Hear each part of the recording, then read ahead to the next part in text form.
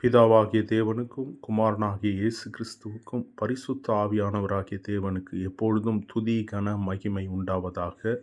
இந்த நாளின் தேவ வார்த்தை, குதிரை யுத்த நாளுக்கு ஆயத்தமாக்கப்படும், ஜெயமோ கர்த்தரால் வரும்.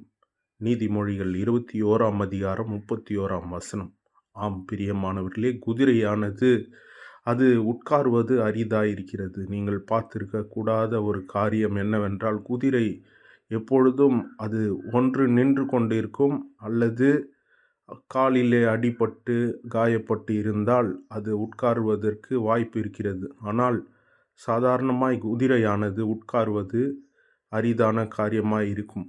எனவே பிரியமானவர்களே, அதை போல பார்த்தீங்கன்னா, குதிரை எப்பொழுதும் அது அது எதை குறிக்கிறது என்றால், ஓட்டத்தை குறிக்கிற ஒரு காரியமாக இருக்கிறது. ஓடும் திறனை கொண்டது.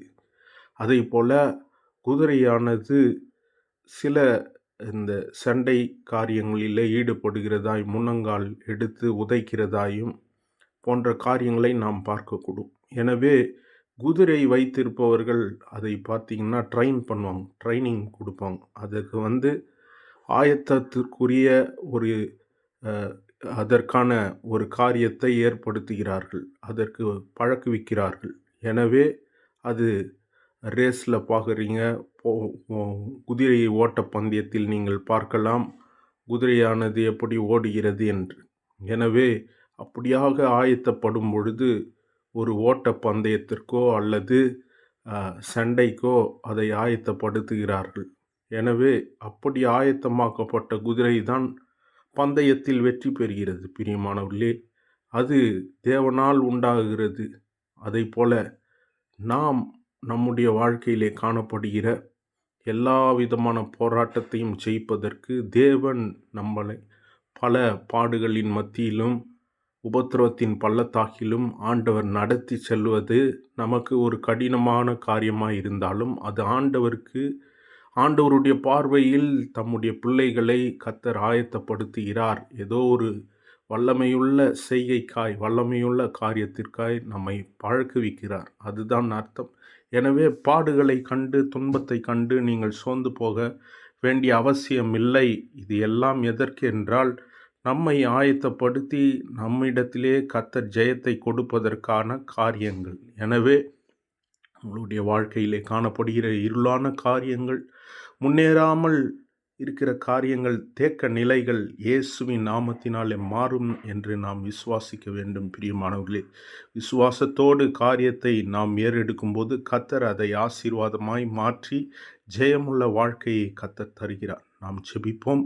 பிதாவாகிய தேவனே, குமாரனாகிய இயேசு கிறிஸ்துவே, பரிசுத்த ஆவியானவரே, இந்த வார்த்தையை கேட்ட ஒவ்வொரு பிள்ளைகளையும் கர்த்தர் நீர் ஏதோ ஒரு காரியத்திற்காக ஆயத்தப்படுத்தி கொண்டிருக்கிறீர். ஆண்டவரே, அவர்கள் செல்கிற கண்ணீரின் பள்ளத்தாக்கை கர்த்தர் நீர் அறிகிறீர். ஆண்டவரே, அவர்களுடைய கூக்குரலை யாரும் கேட்காவிட்டாலும் கர்த்தர் நீர் கேட்கிறீர். ஆண்டவரே, ஸ்தோத்திரிக்கிறோம்.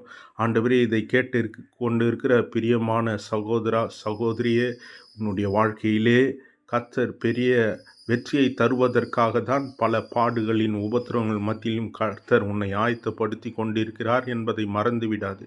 கர்த்தர் நிச்சயமாய் உனக்கு கொடுக்க போகிற ஜெயத்தை கண்டு உன்னை சுற்றியுள்ளவர்கள், உன்னை காண்கிற கண்கள் அது ஆச்சரியமாயிருக்கும். ஹல்லேலூயா. எனவே கர்த்தர் உங்களுடைய காரியங்களை வெற்றிகரமாய் மாற்றுவாராக, ஜெயமுள்ளதாய் மாற்றுவாராக. குடும்ப காரியத்திலே ஒரு ஜெயத்தை எடுப்பீர்கள், தனிப்பட்ட வாழ்க்கையிலே ஜெயத்தை எடுப்பீர்கள், பொதுவான ஊழியம் மற்றும் வேலையிலே, வியாபார காரியங்களிலே கர்த்தர் உங்களுக்கு ஜெயத்தை தருவாராக. படிப்பின் காரியத்திலே ஜெயத்தை தருவாராக. திருமண காரியத்திலே ஜெயத்தை தருவாராக. பிள்ளை பாக்கியம் இல்லாதவர்களுக்கு ஒரு ஜெயத்தை கர்த்தர் தருவார், நிச்சயமாய் தருவார். நீங்கள் எந்தெந்த காரியத்திலே வேதனைப்படுகிறீர்களோ அந்த வேதனையோடு கூட கர்த்தரை நீங்கள் நோக்கி பாருங்கள். அந்த வேதனை மத்தியிலே நீங்கள் இந்த வசனங்களை வாயினால் உச்சரித்து அவைகளை விசுவாசித்து அறிக்கை செய்து ஜெபித்து பாருங்கள். கர்த்தர் உங்களுக்காக ஏற்படுத்துகிற ஜெயமுள்ள காரியத்தை நீங்கள் பார்ப்பீர்கள். உங்கள் கண்கள் காணும். உங்களை சுற்றியுள்ளவர்கள், உங்களை பகைத்தவர்கள், உங்களை நகைத்தவர்கள் நிச்சயமாய் உங்களுக்கு வருகிற ஜெயத்தை கண்டு, ஆசீர்வாதத்தை கண்டு ஒவ்வொருவரும் கர்த்தரை நம்புவார்கள், துதிப்பார்கள். அதற்காக தான் கர்த்தர் சில பாடுகளை உங்கள் வாழ்க்கையிலே அனுபவிக்கிறார். அனுமதிக்கிறார். எனவே பிரியமானவர்களே, நீங்கள் ஒன்றுக்கும் கலங்காதபடி எல்லா ஜெப விண்ணப்பங்களையும் ஸ்தோத்திரத்தோடு தேவனிடத்திலே தெரியப்படுத்துங்கள் என்று வேதம் சொல்லுகிறது. எனவே நீங்கள் ஒன்றுக்கும் கலங்காமல் எல்லா விண்ணப்பத்தையும் ஜெபங்களையும் கர்த்தருடைய சமூகத்திலே விசுவாசத்தோடு, கர்த்தர் இந்த காரியத்திலே எனக்கு வெற்றி தருவார் என்று ஒரு எதிர்பார்ப்போடு நீங்கள் ஜெபிக்கும் பொழுது எப்பொழுதும் வசனத்தை நீங்கள் நம்புங்கள் பிரியமானவர்களே. ஹல்லேலூயா. மற்றவர்களுடைய வார்த்தைகளை நம்புவதை காட்டிலும் வசனத்தை நீங்கள் பிடித்து கொள்ளுங்கள். கர்த்தர் சொல்லியிருக்கிறார், கர்த்தர் செய்வார்.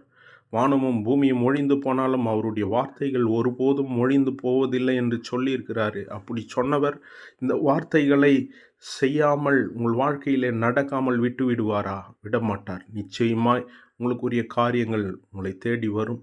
உங்களுக்கான ஜெயம் உங்களை தேடி வரும். அதற்காக கர்த்தர் சில காரியங்களிலே உங்களை ஆயத்தப்படுத்தி கொண்டிருக்கிறார்.